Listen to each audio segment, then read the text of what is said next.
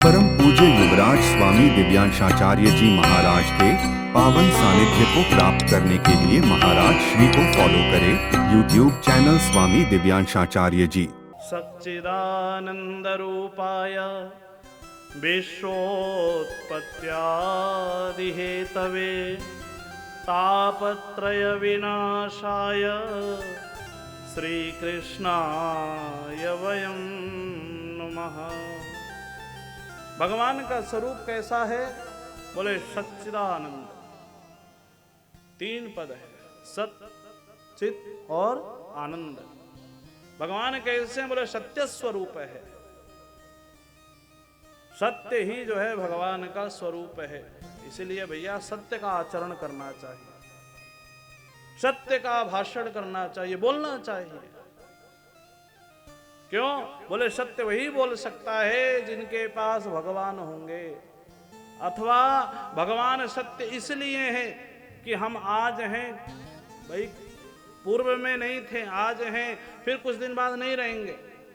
तीनों कालों में हमारी सत्ता नहीं है। अरे भाई आज हम जन्म लिए, 20 साल 25 साल की उम्र हो गई, 30 साल 40 साल की, लेकिन 30-40 साल पहले हम थे क्या? नहीं थे। पर परमात्मा बोले तब भी थे, अभी भी परमात्मा है और आगे भी परमात्मा की सत्ता है। तीनों कालों में परमात्मा है, इसलिए परमात्मा सत्य है। वेद कहता है सत्यम ज्ञानम अनंतम ब्रह्म।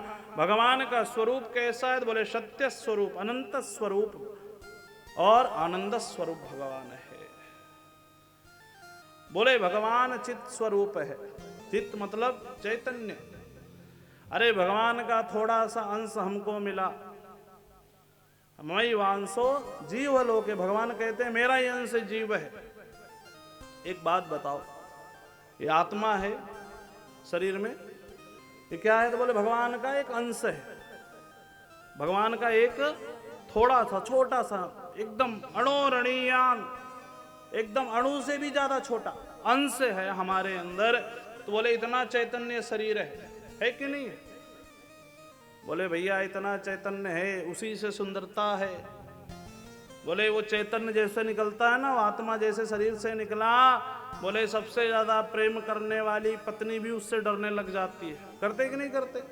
जिस शरीर से बेटा प्रेम करता है, पत्नी प्रेम करती है, माँ करती है, बहू करती है, सब लोग लगे रहते हैं, सब लोग आलिंगन करते रहते हैं, लेकिन जैसे चेतना बाहर गई इस शरीर से सब डरने लग जाते हैं। अरे भैया स्पर्श करने के बाद स्नान करते हैं, क्यों? भैया शरीर तो वही है ना। बोले शरीर तो वही है, लेकिन अब परमात्मा का जो अंश था वो निकल गया, और भगवान के परमात्मा का अंश निकलने के बाद ये शरीर अपवित्र हो गया। अपवित्र को भी पवित्र करने वाले कौन है? तो बोले भगवान है। तो वो चैतन्य स्वरूप परमात्मा। और बोले आनंद स्वरूप। बोले भगवान का एक रूप, एक नाम है रस, रस स्वरूप। रसो वही सह। उपनिषद कहती है रसग्न हेवायम लब्धा आनंदी भवति। जो उस रस परमात्मा को प्राप्त कर लेता है वही आनंद होता है। आजकल हम लोग सुख के लिए सब कार्य करते हैं, हर व्यक्ति सुख के लिए काम करता है। बोले सुख के लिए करोगे तो दुख भी भोगना पड़ेगा। हम लोग सुख किस में ढूंढते हैं? बोले भोजन में ढूंढते हैं। ढूंढते कि नहीं ढूंढते? आज भैया मालपुआ खाने हैं, खिलाओ 1 पीस 2 पीस 3 पीस 4 पीस, लेकिन फिर बोले ऊब गया, डायबिटीज पकड़ ली उसको मीठा खाने से।